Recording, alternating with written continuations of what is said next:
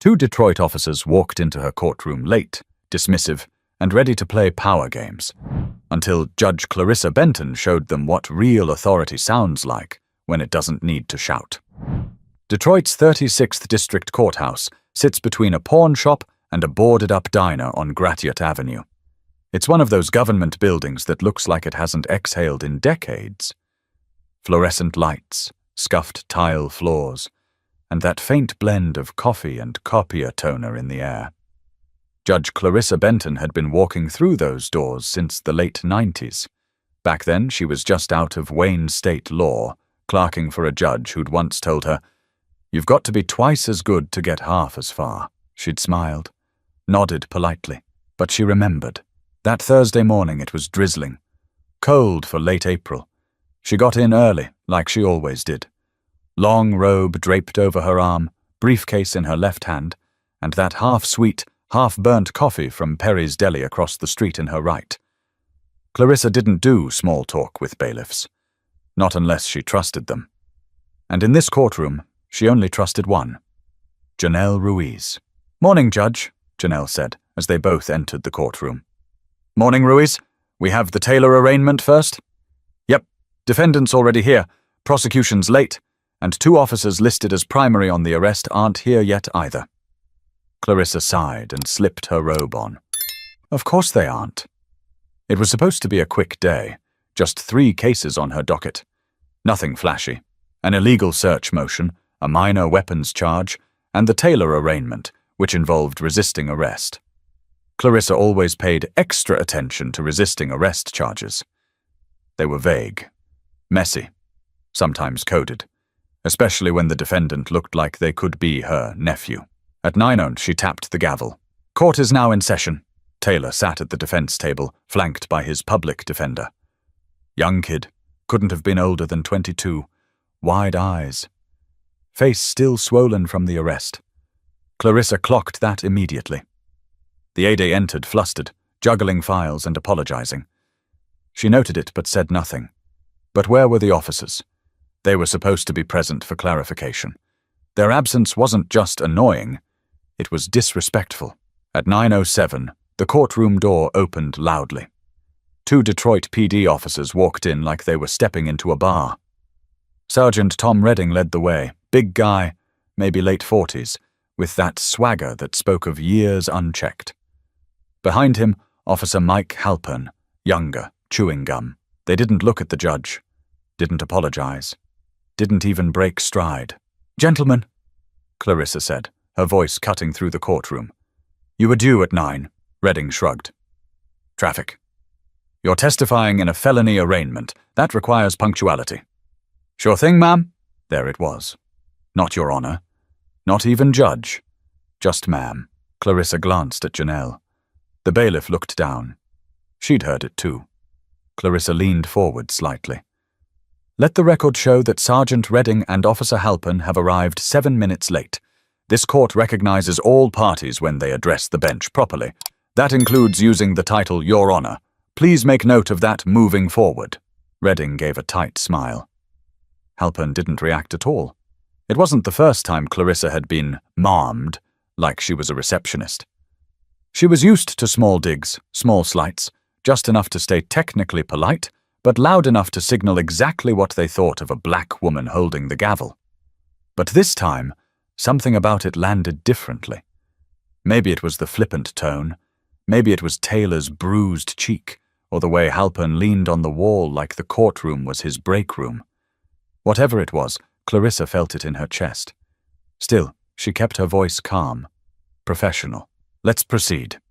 She let the ADAM make her statement, then turned to the officers for their account. But something about Redding's smirk told her this wasn't going to be routine. But Clarissa didn't know yet just how far the disrespect would go, or how deeply it would test her resolve. Officer Mike Halpern stayed leaned up against the back wall, arms crossed, still chewing. His uniform looked sharp, but the way he carried himself? Sloppy. Like he didn't believe for 1 second that anything happening in that room actually mattered. Sergeant Redding stepped forward with the usual clipped authority of a man who'd been in too many rooms where his voice was the loudest one. He cleared his throat and started his report. Suspect was loitering outside the Marathon on Jefferson, refused to show ID when asked, got mouthy, then resisted arrest. We followed procedure, used minimal force. Clarissa tilted her head slightly. You approached him while he was doing what, exactly? He was just standing there, Your Honor. Standing, outside a gas station, on a public sidewalk. Yes, ma'am. There it was again. This time, it was slower, like he was trying to get under her skin. She didn't flinch, didn't give him the reaction he was poking for. Instead, she looked down at the file and flipped a page. According to the report, the suspect, Mr. Taylor, was waiting for a rideshare. Is that correct? Maybe. He didn't say. Yet your report states that he failed to comply after you told him to vacate the premises. Redding nodded. That's right. But the station owner never filed a complaint? There was no call for service. No, ma'am. It was a patrol check. We're encouraged to keep the area clear. High theft spot. Clarissa looked over the rim of her glasses. So, you saw a young man standing alone and decided he looked suspicious. Redding didn't answer right away. He looked over at Halpern, who just kept chewing. Protocol, Your Honor. Clarissa sat back. This court will require body cam footage before this arraignment can proceed to trial. I'm ordering it to be submitted within 48 hours. No footage, no case. The aider scribbled frantically. Taylor's public defender glanced over, and for the first time, Taylor raised his eyes to meet the judge's.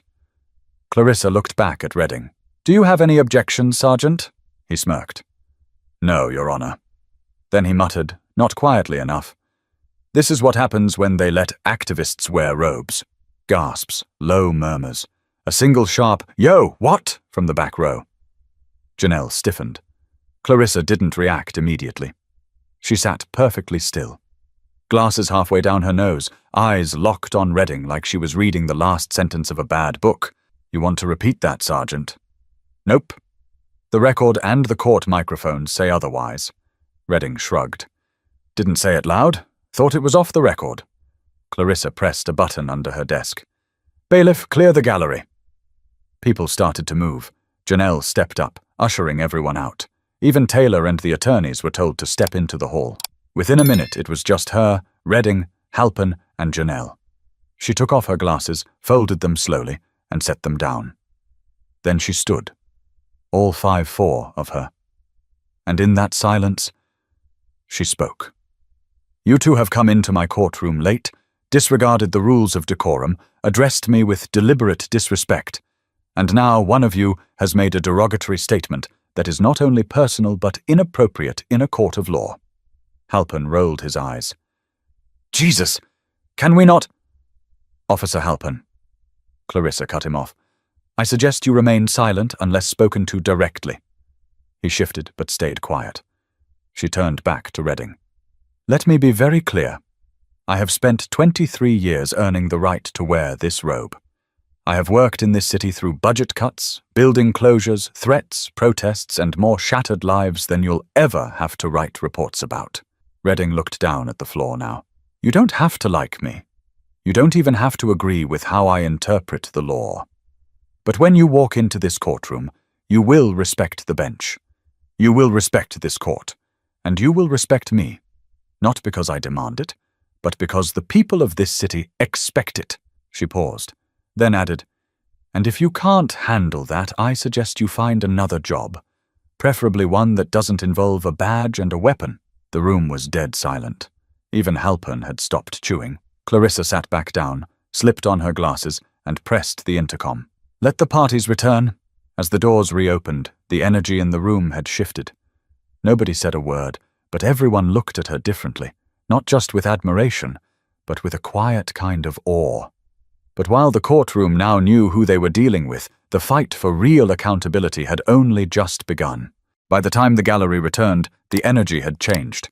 People walked more carefully. Nobody whispered. Even the young man in the second row, who'd been texting earlier, slipped his phone into his coat pocket and sat up straight. Judge Benton didn't say another word about the officers. She didn't have to. Her silence was thick, deliberate, and more powerful than any outburst would have been. But the tension didn't vanish. It just went underground. Clarissa called the next case. State of Michigan versus Shauna Hill. The courtroom shifted as a young black woman, maybe late 20s, was escorted to the defendant's table. Her hands were cuffed. She looked exhausted, like she hadn't slept all night. Charge is misdemeanor shoplifting, the aide said quickly. First offense. Item value under $20. Clarissa looked over the paperwork. The incident happened at a Walgreens on Livernois. Security detained her until officers arrived. One of those officers? Mike Halpern. Clarissa sighed internally.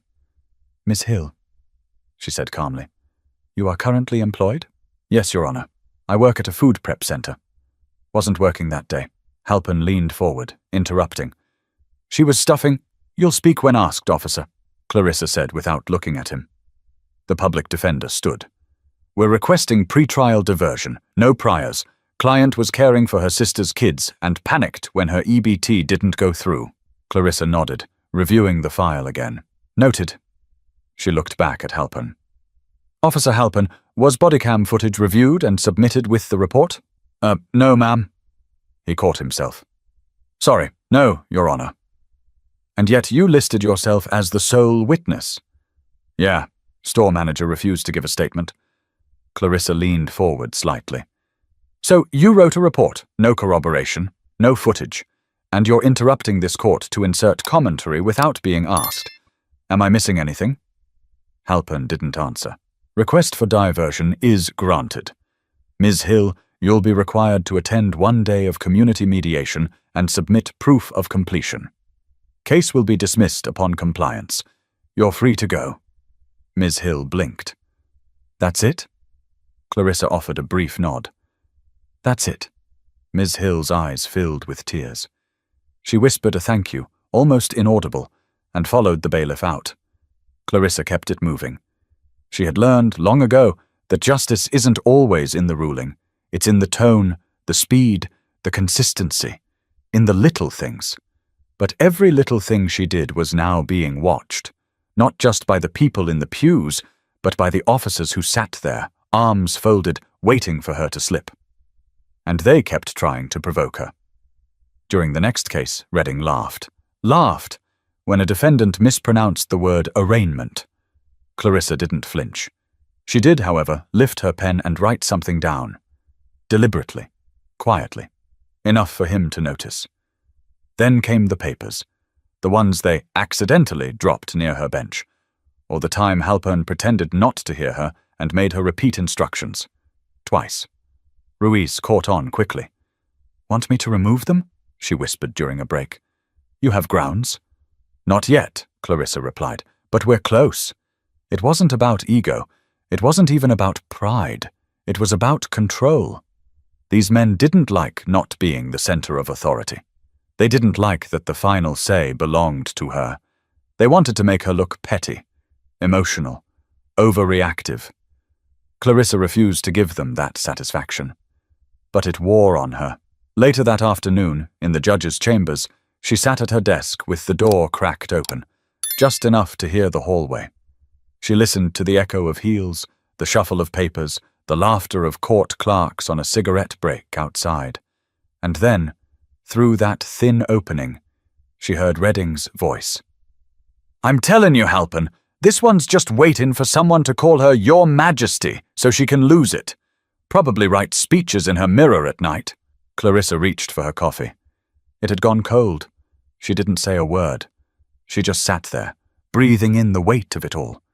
But what they didn't realize was that every slight, every whisper was only making her next move more precise and more powerful. Friday morning came fast. Detroit was still gray, and the parking lot at the courthouse was already half full when Judge Benton pulled in at 7:52 a.m.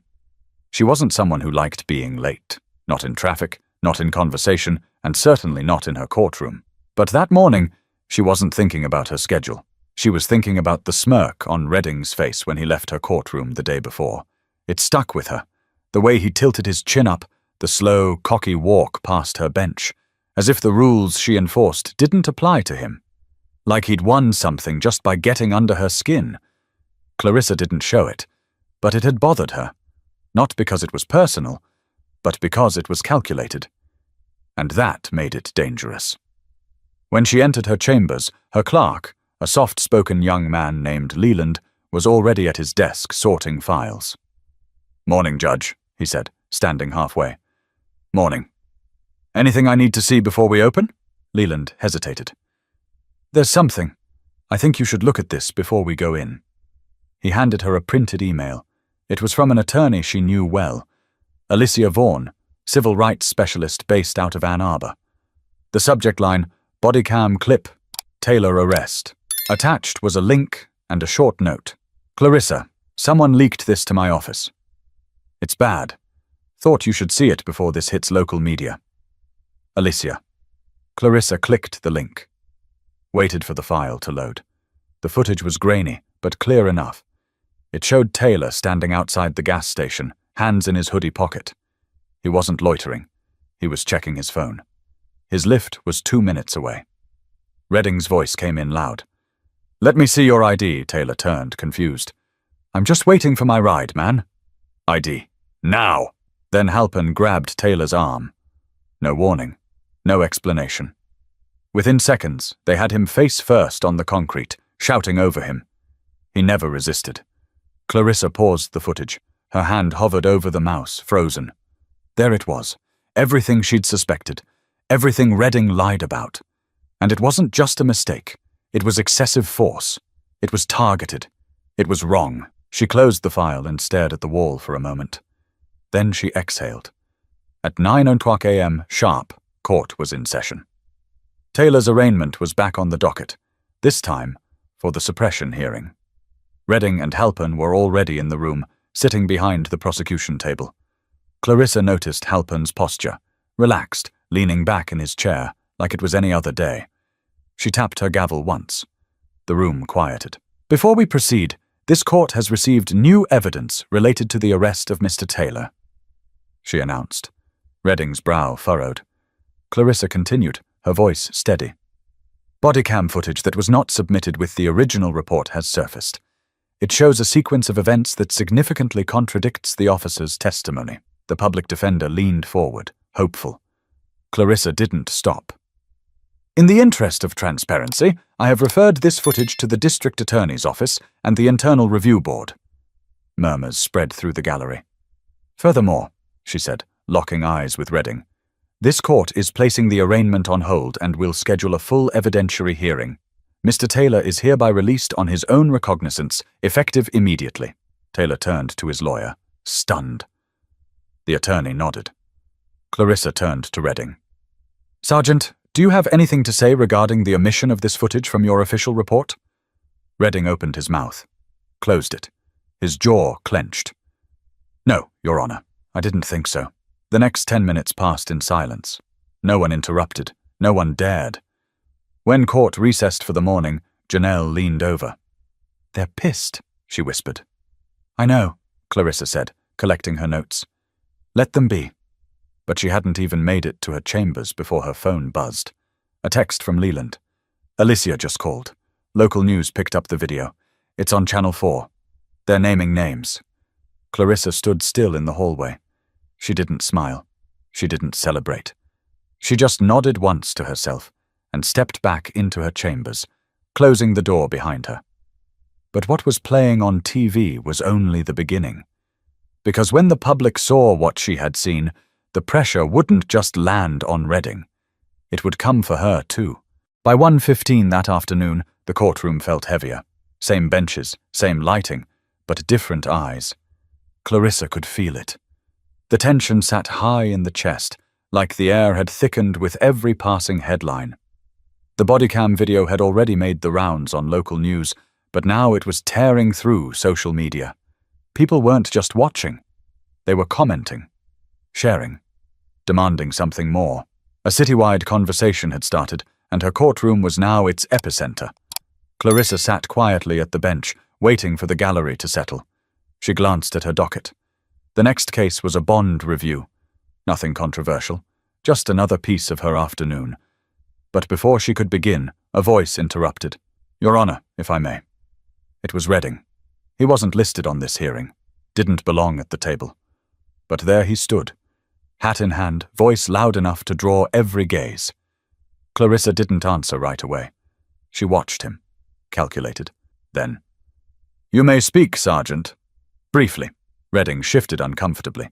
He wasn't used to asking for permission. His mouth twisted like he was trying to pick his words from a bucket of nails. "I just wanted to, clarify something on the Taylor situation. We were following departmental guidance. We weren't aware the footage hadn't uploaded." Clarissa said nothing. So he continued. "There's tech issues. Sometimes the cameras don't sync. Not our call." He was rambling, trying to get ahead of the narrative. But the more he talked, the thinner the excuse became. Clarissa raised a hand. "Thank you, Sergeant, that's all.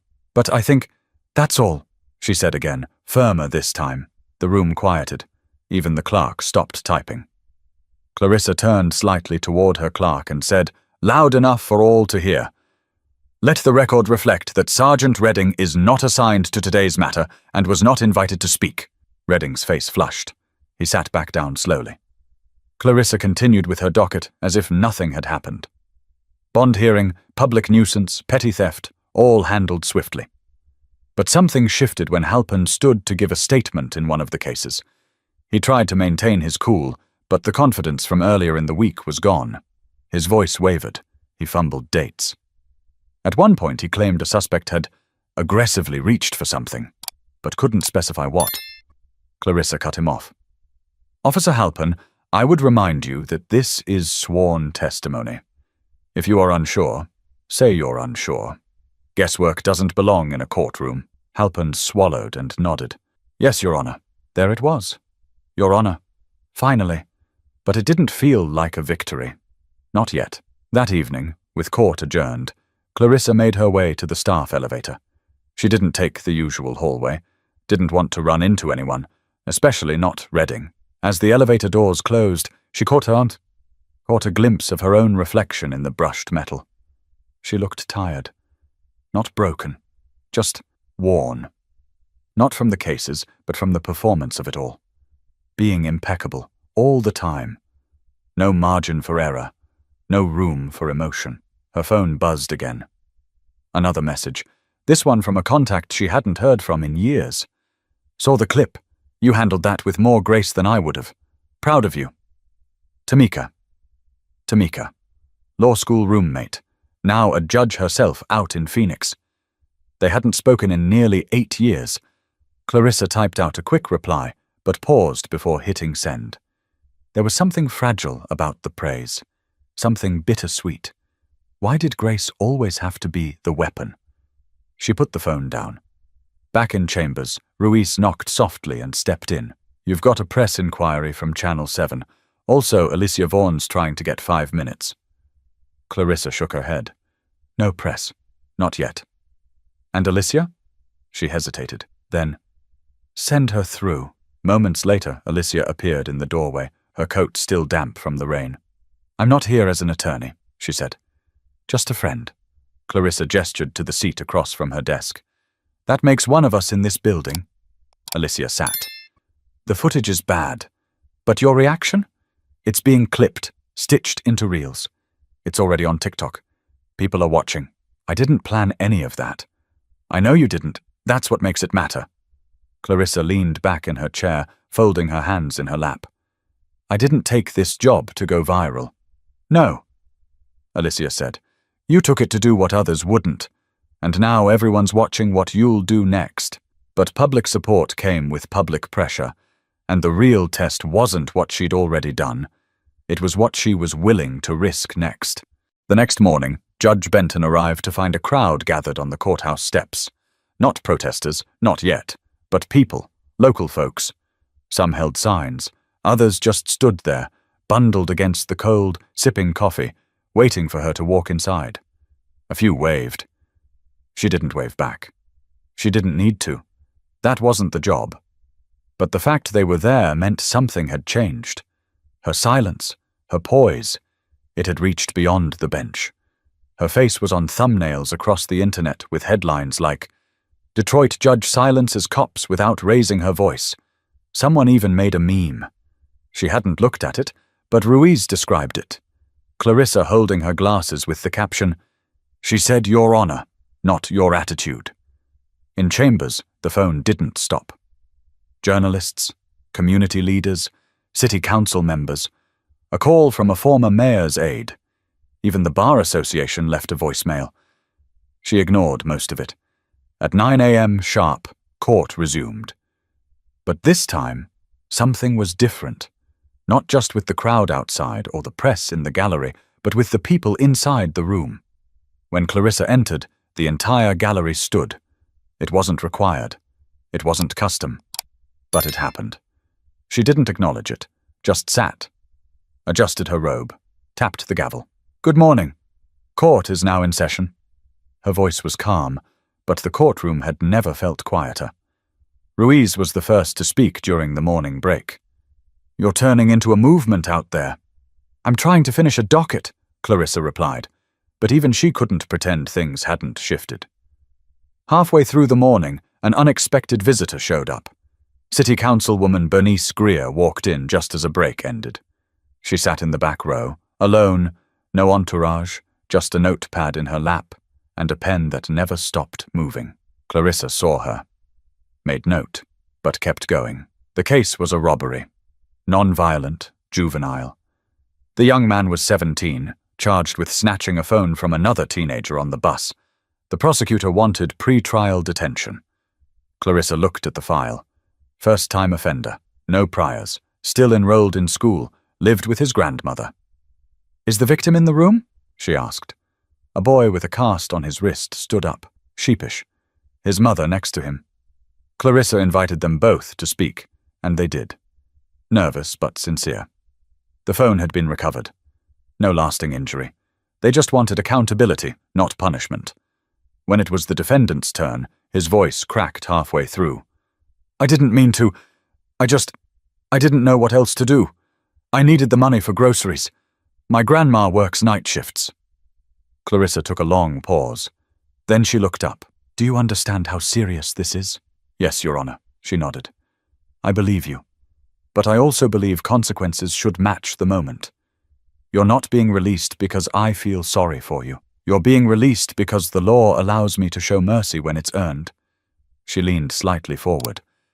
"Don't mistake this courtroom for forgiveness. This is an opportunity. If you walk back through that door again, I won't hesitate to lock it behind you."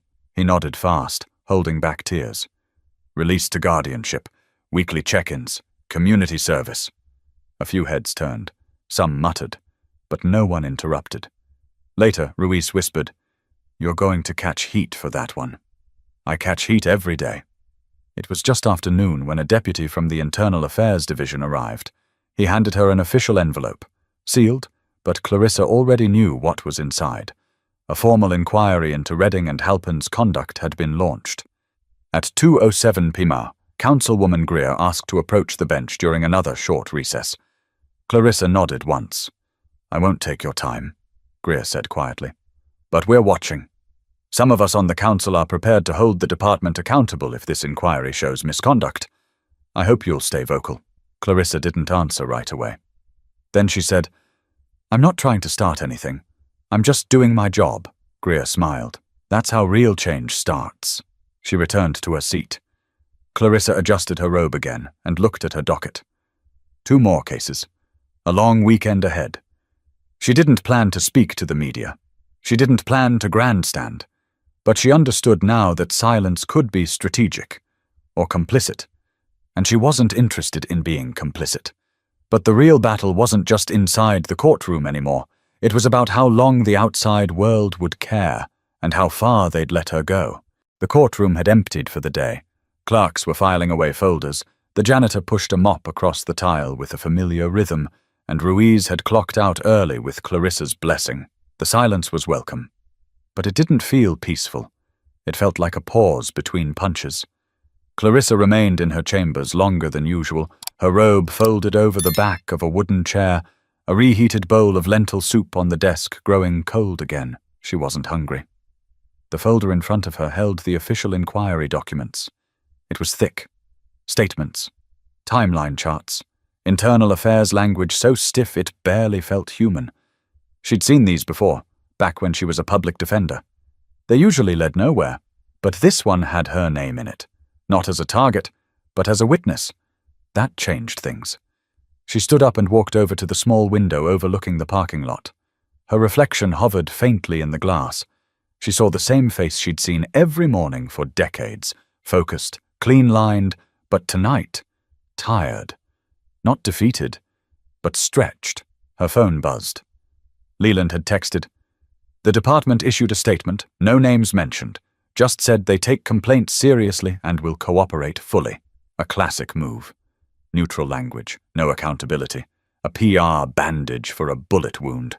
Clarissa turned away from the window. She grabbed her phone and scrolled through the day's media mentions. Headlines were still pouring in. Some praised her. Others questioned whether she'd overstepped. One outlet even hinted she might have influenced the narrative by letting the footage go public. She hadn't. But it didn't matter.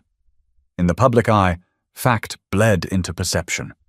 At 6:47 p.m., she got a call from someone she hadn't heard from since the early Obama years. Judge Alan Crenshaw. Retired now. A mentor. One of the few who had ever pulled her aside, poured a glass of something dark and said, "Clarissa, they will never forgive you for being smarter than them and quieter about it," she answered. "Judge Crenshaw. Still calling me that, huh? I'm about 2 hip surgeries past needing a title." She chuckled, the first time in days.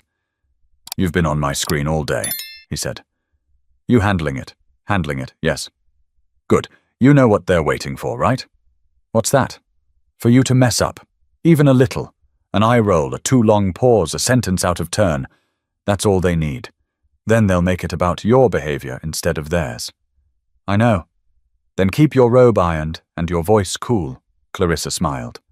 "I'll try." They talked a few more minutes. About nothing important. It felt good. Steadying. After the call, she sat back down and opened her bottom desk drawer. Inside was a photo of her father. It was old, creased, faded. He'd been a bus mechanic, never made it past 10th grade, but he read the Detroit Free Press every morning like it was scripture. He'd once told her, "You ain't got to scream to speak loud, baby." She remembered that. And now, she lived it. As the courthouse emptied and the sun dipped low, Clarissa stayed seated. Leland had left. Ruiz would check in later. But for now, she had space. She pulled out a yellow legal pad and began writing. Not a statement, not a rebuttal, a reminder. A letter to herself. She wrote, "You are not on trial, but you are being watched. Speak with precision. Move with purpose. Let them call you radical if it helps them sleep. You answer to the law. And the people who still believe in it." She set the pen down and closed her eyes for a moment. A knock came at the door. It was Ruiz, back in her coat, holding a file under one arm. "Sorry to come back," she said, "but you'll want to see this." She handed over a printed screenshot. It was a quote from Clarissa, pulled from her court transcript, now viral on a national news site. "Respect the bench, not because I demand it, but because the people expect it." Clarissa stared at it for a second. "They're starting to quote you," Ruiz said with a raised eyebrow. "Like, seriously quote you." Clarissa didn't smile, but she nodded once. "I guess I better make every word count." But as her words traveled further, so did the scrutiny, and her quiet strength was about to face louder opposition than ever before. By Monday morning, the shift was no longer subtle. It began with a statement released by the Detroit Police Benevolent Association, short, clipped, and pointed. They called the leaked bodycam footage misleading and referred to Judge Benton's courtroom as a hostile environment for officers committed to public safety. That was the first sign they were circling their wagons. Then came the anonymous blog post, clearly written by someone inside the department. It claimed Judge Benton had a personal agenda and that her actions were part of a dangerous trend of anti-police sentiment in the judiciary. Clarissa read it over her coffee at 6:35 a.m. Ruiz forwarded it to her with a note that said simply, "They're poking the bear." She didn't reply. There was no point. Instead, she dressed carefully. Black suit, conservative earrings, the gold pin her mother had given her before her first day on the bench. She walked into the courthouse like she had every day for 20 years, but now with eyes on her that weren't just watching, they were waiting. Inside, the mood had changed. Some officers who had once offered polite nods now turned their backs when she passed. Others stared too long, too hard, daring her to speak first. But she didn't bite. Court opened on time. Her docket was full, mostly minor cases, but it felt like everyone was moving slower, like her courtroom had become a pressure cooker and no one wanted to be the one to make it boil over. Halfway through the morning, Ruiz entered her chambers with a file and a look. "They're filing a complaint." Clarissa looked up. "On what grounds?" "Conduct, bias, misuse of judicial authority." She didn't laugh. She didn't even blink. "Who signed it?" Ruiz hesitated. "Redding. Halpin. And one more. Captain Bow." That name made Clarissa pause. Captain Raymond Bow was no patrol cop. He ran precinct affairs for the East Side. Smart. Political. Not known for taking risks unless he saw an advantage. Clarissa closed the folder. "So it's official now. They're trying to take your legs out from under you." Clarissa leaned back in her chair. "Let them try." The news broke an hour later. It hit the local stations first. Then a national news ticker mentioned it briefly, just enough to stir opinion. The headlines were phrased carefully. "Detroit judge accused of bias against officers following viral courtroom exchange." By lunch, the courthouse lobby was swarming with reporters. A press conference was scheduled by the department for that afternoon, not with the officers, but with Captain Bow himself. That told Clarissa everything she needed to know. This wasn't about procedure. It was about power and perception. Ruiz returned after watching the live stream. "They're playing it safe," she said. "He wouldn't name you, just said certain judicial figures were making it harder for officers to do their jobs." Clarissa nodded once. "They're hoping I respond emotionally, hoping I swing wild so they can call me unprofessional." "You're not giving them that." "No." Ruiz sat down across from her. "You gonna speak at all?" Clarissa tapped her pen against the desk. "Not yet. Let them talk. Let the public remember what they saw with their own eyes. I don't need to yell." The silence hung heavy for a moment. Then Ruiz added, "You know this is going higher." Clarissa looked down at the complaint on her desk, then at the growing pile of voicemails and emails and statements waiting for a response. "I know." And still she didn't flinch. She took a sip from her now lukewarm tea and turned to her laptop. If they wanted a war of words, they'd have to wait. Her priority was still the courtroom, still the docket, still the people walking into her court every day with their futures hanging by threads. She wasn't here to play politics. She was here to do the job they never expected her to hold in the first place. But with the system pushing back harder than ever, Clarissa knew she couldn't stand still much longer, because silence, when weaponized, could also be mistaken for surrender. The pressure finally came to a head on Wednesday morning. Clarissa had barely settled into her chair when her phone buzzed again, 3 messages in a row. The last one was from Alicia Vaughn. "Media is spiraling. They're twisting your silence. You need to speak, Clarissa. Not for them. For the people watching." Clarissa sat still for a long time. No docket today. It was a court-wide training day, meaning the courtroom was quiet, halls mostly empty, and everyone was behind closed doors. It gave her space. But space could be dangerous when silence was being repackaged as guilt. She finally called Alicia back. "I'm not doing interviews." "I'm not asking you to." "Then what are you asking me to do?" "Tell the truth. On your terms.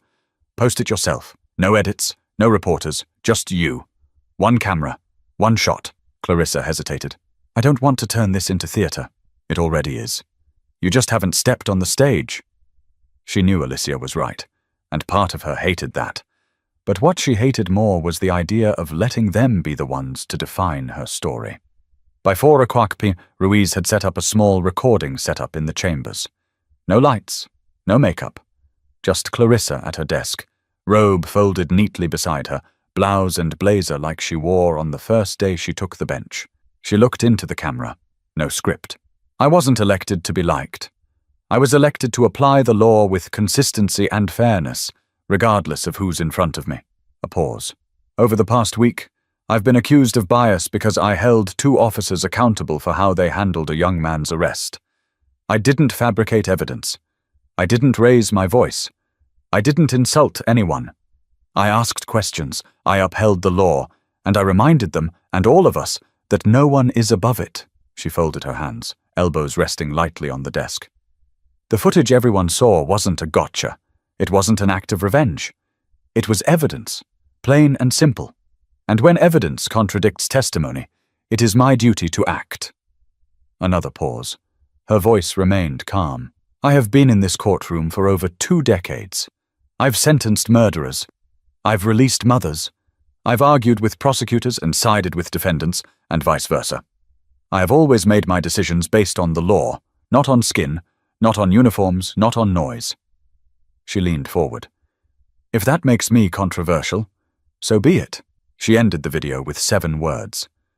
Dignity doesn't require volume, just principle. She pressed stop.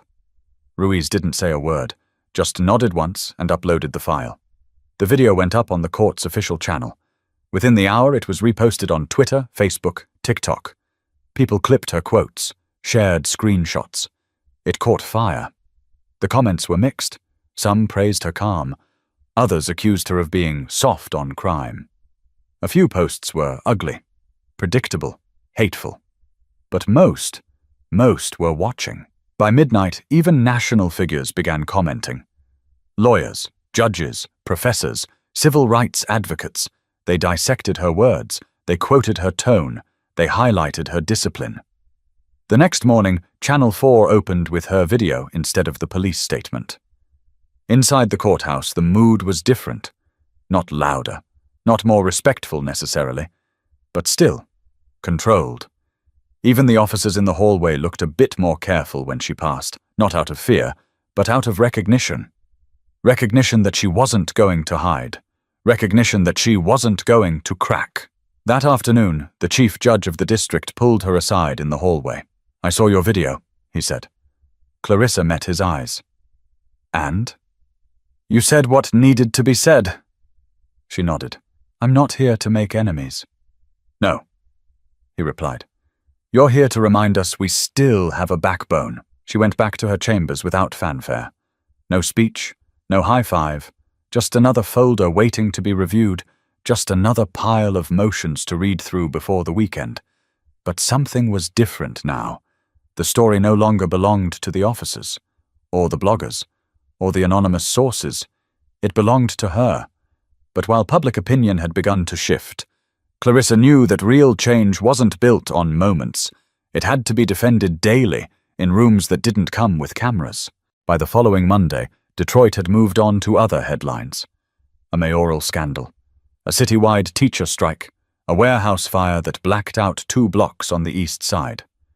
But inside the 36th District Courthouse, the consequences of everything that had happened still lingered like the echo of a slammed door. The complaint filed by Redding and Halpern, dismissed, quietly. The Judicial Conduct Commission found no evidence of bias, misconduct, or deviation from judicial standards. No press conference, just a letter, hand-delivered to Clarissa's chambers by a red-faced clerk who looked like she'd drawn the short straw. Clarissa read it once, then tucked it into a folder labeled simply, Personal. Redding was reassigned to desk duty at the precinct's vehicle impound unit. Halpern took a sudden leave of absence. Neither had returned to her courtroom. No apology. Not that she expected one.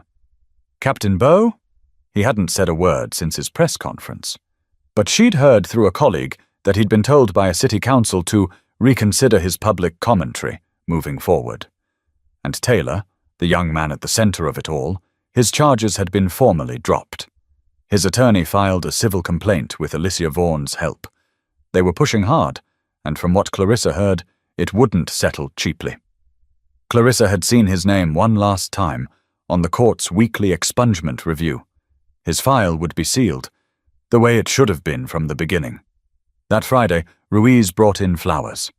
Not for a celebration, just lilies in a clear vase, placed quietly on Clarissa's desk during a break between hearings. You've been standing all month, Ruiz said with a smile. Figured you deserved something that says you're still upright. Clarissa chuckled. Don't jinx it. I've still got a few more hearings. Ruiz tilted her head. But you made it through. Clarissa didn't answer. Not because she disagreed, but because making it through felt too passive, like surviving, instead of changing something. Later that afternoon, Clarissa wrapped up the docket early. Only 2 remaining cases, both dismissed after witness no-shows. She used the extra time to do something she rarely did: visit the juvenile court wing. It wasn't part of her division, but she'd mentored a few young clerks over there, and one of them, Maya Owens, had asked if she'd come speak to a group of high school students on a field trip. Clarissa didn't prepare a speech. She walked into the classroom-turned-courtroom and sat down at the edge of the defense table, facing a room of 30 teenagers in plastic chairs. A few recognized her. One whispered something about the video. Another tried to sneak a photo before Ruiz, trailing behind her, gave them a sharp look. Clarissa smiled. Then she spoke. No matter how loud a room is, people always notice who stays calm. And when you're calm and right, that's what scares people the most. A few of the kids nodded. I didn't get here because I had power. I got here because I did the work. Every day. Even when they ignored it.